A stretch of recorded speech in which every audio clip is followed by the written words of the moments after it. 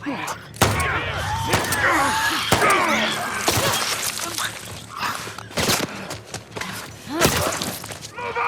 right, over here! Let go! God damn it! Bitch off of me! Over here!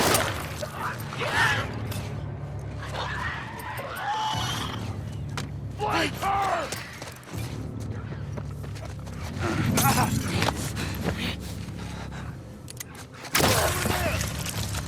Shit.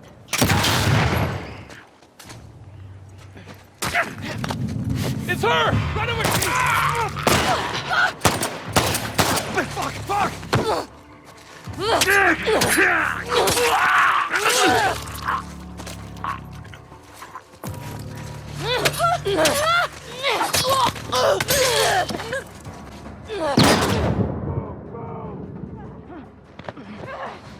Let it go or you're dead!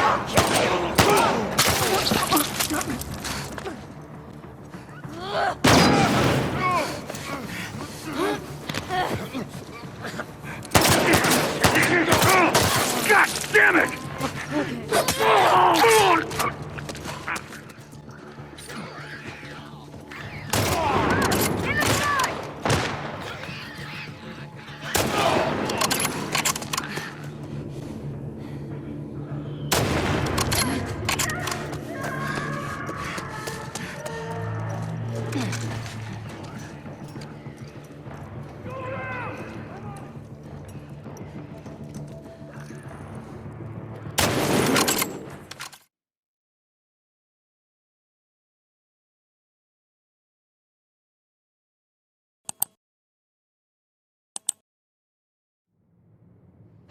Great.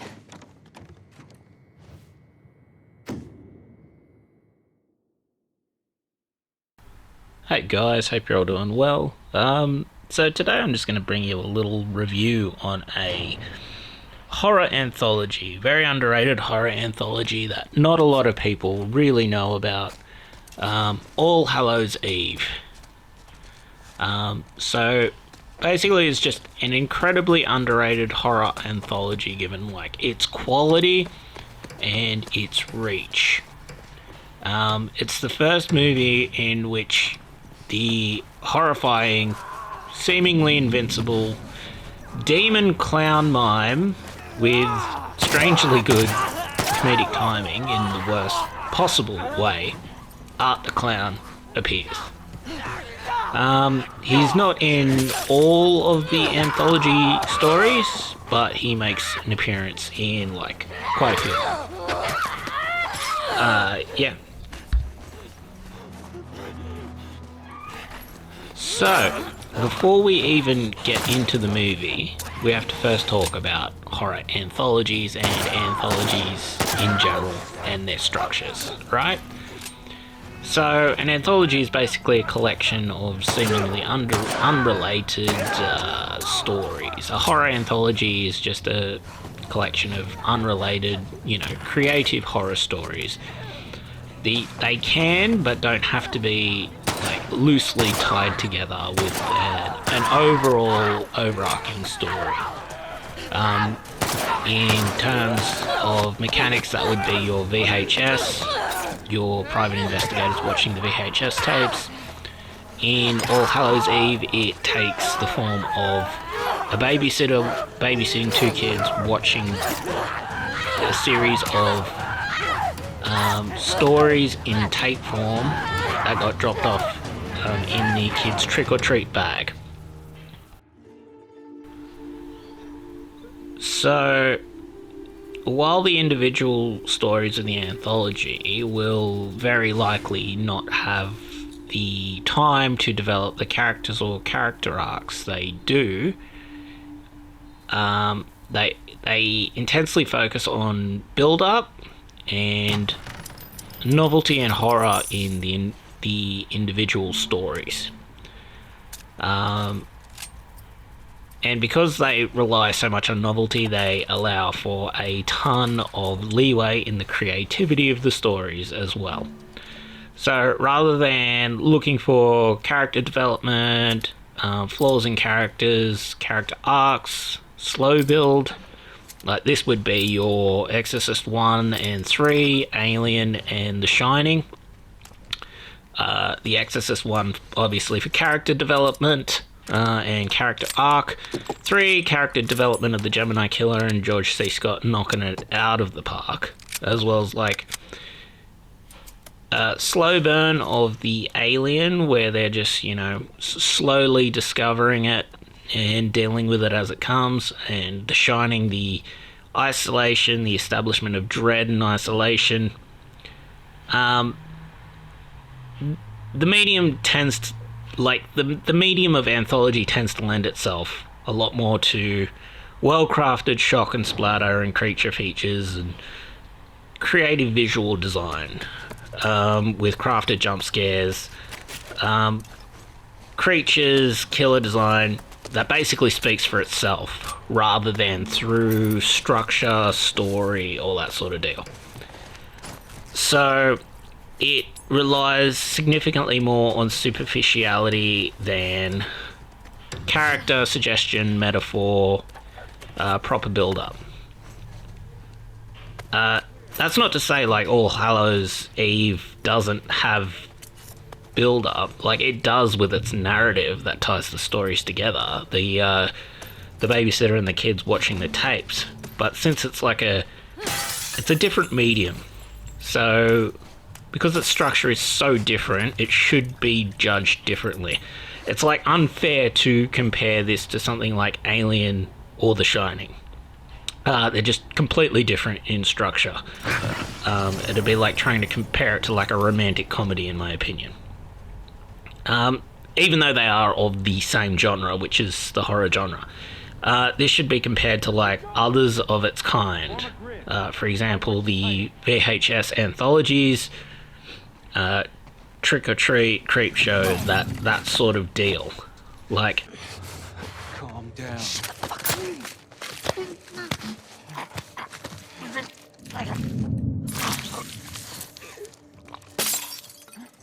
but it should be pointed out that they are very different to one another, just in structure. It's not going to have the same character-driven horror. It's not going to have the same slow burn. It is significantly more shallow and superficial. That might not be for everyone, but it will come down to individual taste. So my score will be rating it as an anthology, not necessarily as an overall horror movie. You've got to judge it by its own criteria, sort of deal. People who don't like gory shit might not like it, put it that way. Righto. So, seeing as how we're looking at it as an anthology, we have to judge it more by its creativity and novelty of the stories. And obviously, since the stories are shorter and don't rely on character arcs or development, etc., this mainly tends to boil down to the novelty and creativity of killer and monster design, world building, and like general just execution of the stories. Does this succeed in those areas? Yes, in my opinion, yes it does. While it may not have, VHS 2's, creativity in storytelling, for example, like the mass suicide zombie cult demon birth story that happens in some Malaysian country, which is just like completely unique, which was fire, by the way. You should probably watch VHS 2 for that alone. While it doesn't have that, it does have Art the Clown, which is, in his like extremely short tenure, has become like a classic slasher icon. It has other cool shit in it too. It has like a gross sewer man beast, like murdering chained up women. It has like a creepy faced, like deformed faced demon cult thing going on. It has a pretty dodgy alien. That's not its strength. And it has good tension and execution in the stories, despite the lack of character development.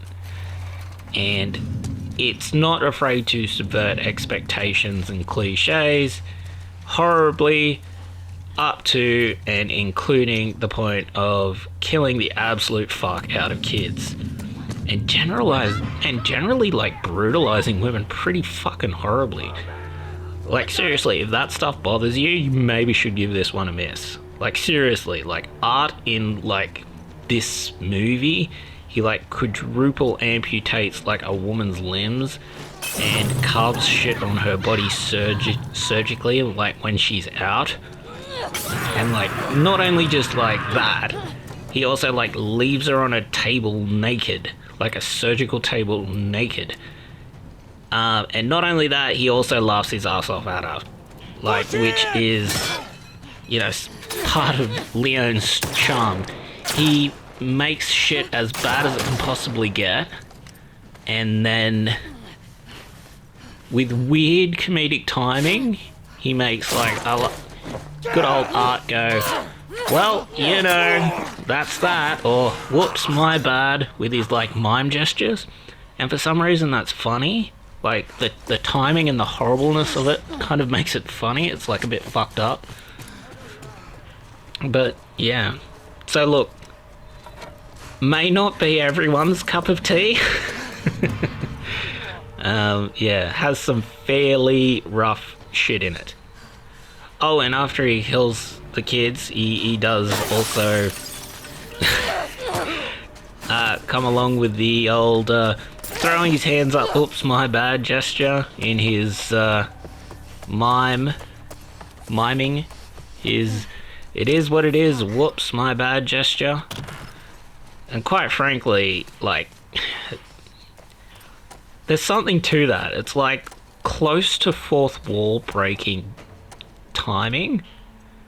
Like, I don't want to say it's funny, but it fucking nearly is in some horrible way. Like, Leone has this ability to hit that line, like, absolutely clean between, like, otherwise pretty funny comedic timing and probably the worst gore in a movie I've seen. Like, he does this pretty consistently too. Like, Terrifier 2, for example, has a bunch of it. Like, the case in point, like, where Art leaves, like, a still alive victim, he's just, like, scalped and, you know, split the arm of. Like, for no reason at all, he just, like, leaves her in a room, and then for no reason comes back with, like, a bunch of salt and bleach in his hands, like, with, like, gleeful joy, and just the timing and the performance of Art, along with the, oh, my bad gesture of it, like, after when the mum sort of walks in, and, like, the girl's still alive, like, it's absolutely horrible, but for some reason the timing of it is kind of funny. Like, it might make you laugh. Like, yeah. And, like, the gore is just as fucking bad as it can get. It's like video nasty level. And it's got this angle of, yeah, it just did probably get as bad as it could have gotten. But yeah, like, All Hallows Eve, like, maintains that horror vibe and dread and yeah. And, like, despite all the horror and the gore and the weird comedic timing and all that sort of shit, it never actually becomes too uncomfortable to watch. And that's pretty amazing, like, despite, like, its subject matter. It's like a matter of tone, like, it's weird. We realize, like, it's a movie by that tone. Like, we don't sympathize a ton with the characters, despite their, like, pretty adequate, like, short-term establishment and, like, inoffensive natures. Like, one's like a bookish girl, the other one's just trying to drive somewhere. Like, it's like inoffensive character short-term establishment. But it doesn't have the uncomfortable to watch shit like some, like, horror movies, like, have and draw out. Like, case in point would be, like, Texas Chainsaw Massacre's constant, full-throated screaming as the lady's being tortured. Like, that's unpleasant to watch. I'm not saying this is pleasant to watch, but the execution of this makes it more watchable. Given all that being said, is it good? Yeah, it's unique, put it that way. It's got a lot of novel horror concepts in it. It executes the tension extremely well with Art the Clown. Has the odd, humorous, comedic timing, and obviously Art's incredibly fucking creepy. That being said, probably give it a miss if you're not a fan of horror or horror anthologies or gore. Like some other shit in it that I like it just has like these weird little elements in it that I enjoy just in horror. Like the snuff film idea, the idea that like a tape was dropped in a kid's trick-or-treat bag, and it has like horrible shit on it. Like that's a cool, creepy horror idea that doesn't need a lot of exposition or backstory to set up. It's just like a cool, creepy little thing. The idea that that tape would then be like a cognitive hazard, cognito hazard, like that's also a cool idea. And like the tape where the idea that where you become more aware of Art, the more he is able to invade like the world and reality where you are, like some sort of demon or something. Like he seems to sort of exist in like overlapping realities tied with the cognition of him. Like if you don't know about him, you're probably alright, but if you cross paths with him, you're kind of fucked. It's a little bit like the Grudge sort of deal, right? Obviously the movie also has like a ton of subverted expectations.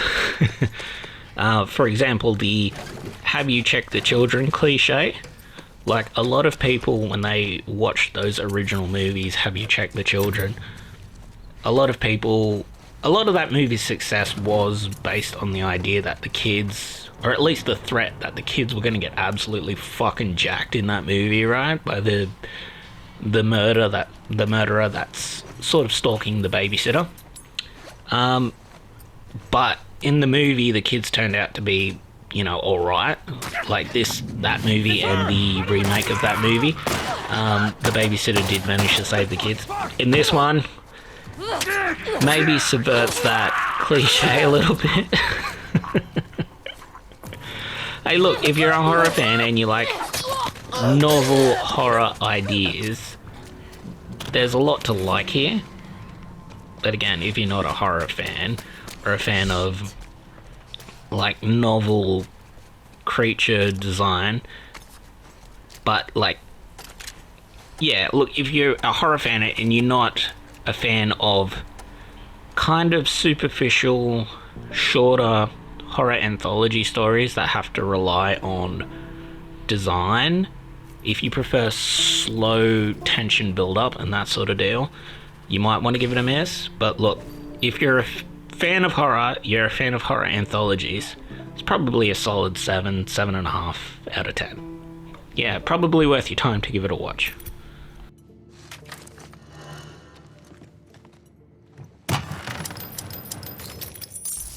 And like, horror anthologies and shorter horror mediums like novellas and short stories and all that sort of thing, they do actually have a pretty rich history, right? Like, the original Who Goes There was a shorter story. The Hellbound Heart, which became Clive Barker's Hellraiser, that was like a novella. That was like a shorter story. Like, a ton of the classic, great science fiction and horror shorter stories that you'll see on places like Horror Babble and that, they are shorter in their length, right? They're shorter in their length, they're shorter in their execution. They build up the horror with craft instead of length and character development and that sort of deal. It's a trickier medium to master. The people, obviously, that master it are like these pulp writers who write like hundreds of these stories. And it's generally harder to do because it has to be novel, it has to be unique, it has to be well written, it has to be well executed, particularly if it's shorter. But they do execute them well. Like, normally the true masterpieces and shit tend to be longer form, give the characters time to develop, that sort of deal. They use, like, usually hundreds of pages, right? And they've got these full, properly worked out, fleshed out arcs, all this sort of deal. It's like 200 pages or more, right? A lot of these novellas are, like, shorter than that. It's pretty significantly shorter than that. And because they've condensed it all, they've basically cut all the fat out of it, and they've replaced a ton of what, you know, would usually be classic, like, horror and tension building stuff with tension built in shorter, quicker, guerrilla ways, right? That focus more on the execution and the uniqueness of things. So, like, whereas, for example, a horror movie might have a bunch of false starts, right? Where they just pull into a room, there's the threat of something happening, but something never happens. They use it to set tension, build tension, that sort of deal, right? It's like a false start. Whereas in shorter stories, you don't necessarily have the time and the space to do that, so they will have to do more unique shit. Whereas, for example, just like art in All Hallows Eve, he uses the honker to distract and annoy the girl before he abducts her. Like, that sort of thing. That sound design. It's very unique. It's very well executed. It's shorter. It still maintains its creepiness. Comparing that to, like, Terrifier 2, where he's just, like, staring at them. Terrifier 1, sorry, that'd be Terrifier 1. Where he's just staring at them in the pizza shop. And then he does his, you know, horrible art smile. Like, that builds tension in a very unique way. It's very just creepy. And that sort of shit does have its roots in pulp horror, with those shorter horror and horror science fiction stories and novellas in the backs of magazines and stuff. It's creative, and it's without... It exists not in the structure of all this classical horror literature. It's its own thing. It's like it's its own unique thing. It's guerrilla brand, if you will. And obviously, Art himself is just fucking horrifying. Like, one of the greatest fears, like, if you look it up on the internet, there's like a list of the most common fears, and it's like drowning, fear of heights, thalassophobia. Like, there's these sort of arc fears people have, and they're just common to a lot of people, and like horror authors sort of insert them into works.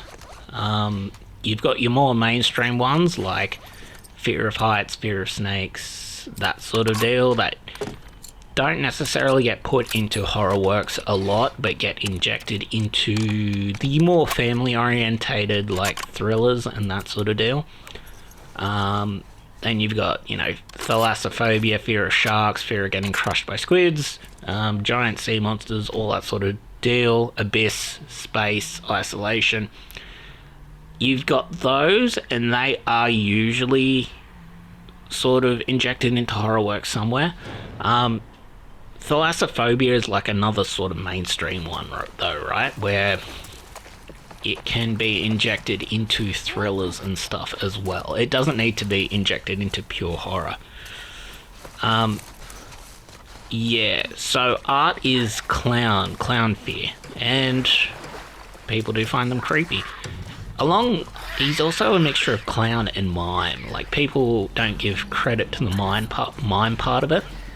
The not speaking and the creepy expression of mimes. Like, people don't like mimes either, but he's like this mixture of clown and mime, and yeah, like, people are fucking afraid of that, and if they are afraid of that, he hits that niche perfectly.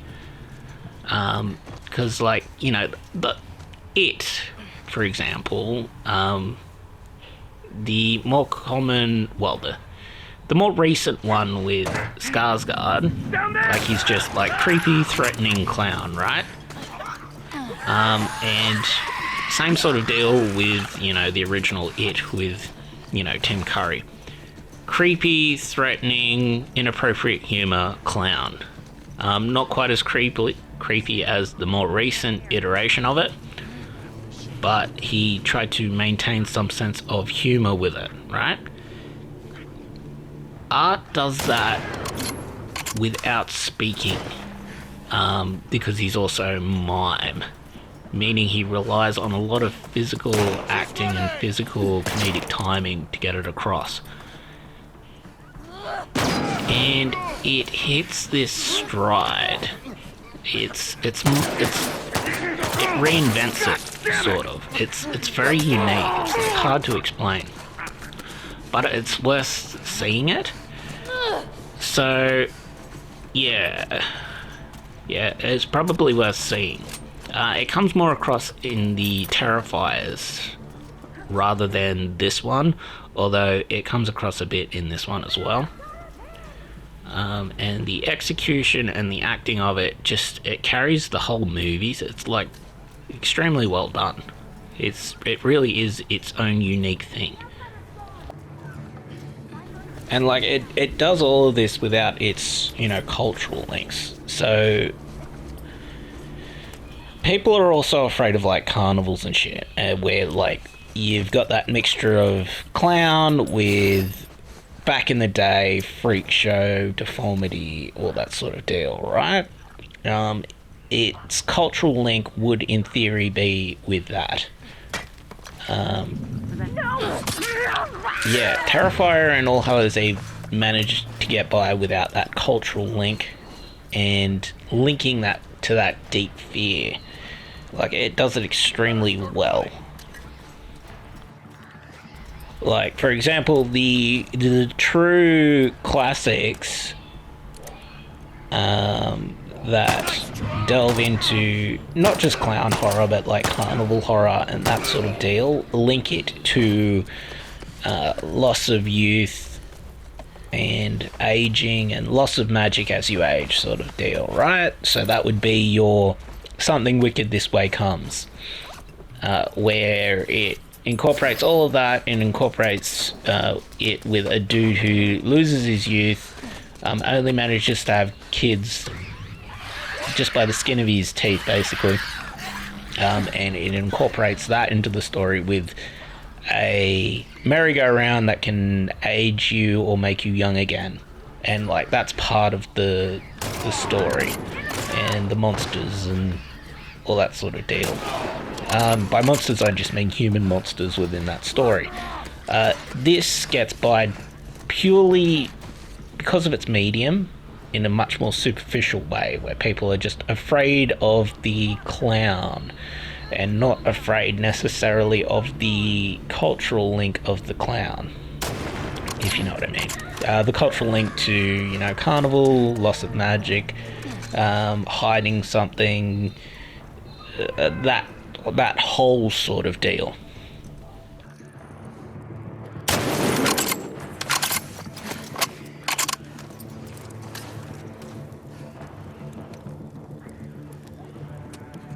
Sir, head towards that car!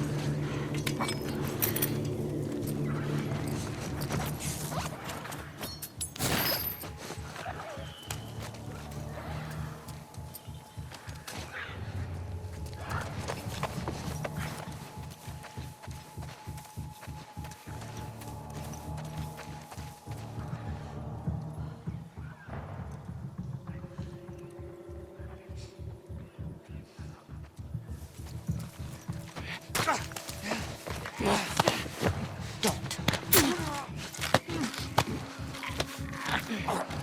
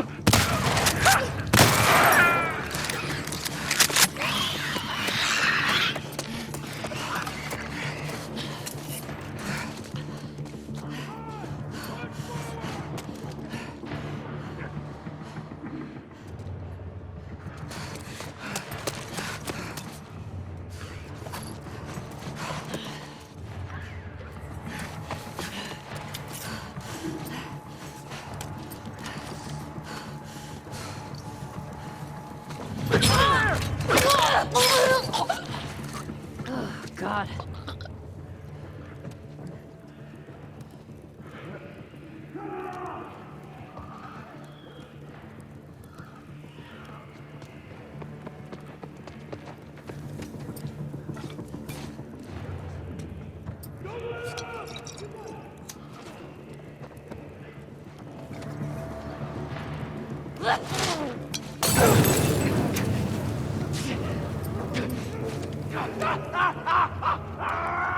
By the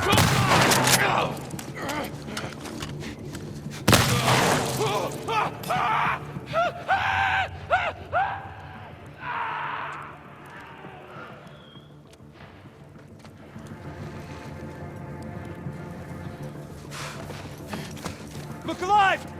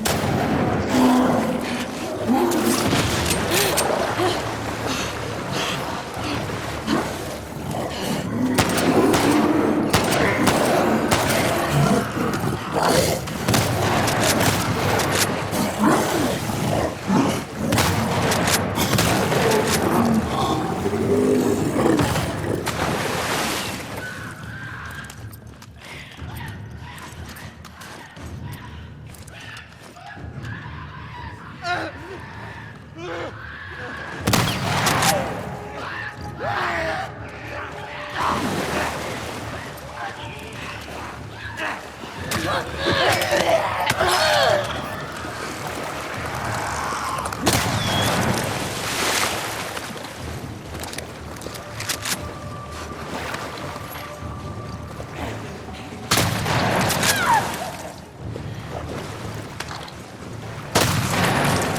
this!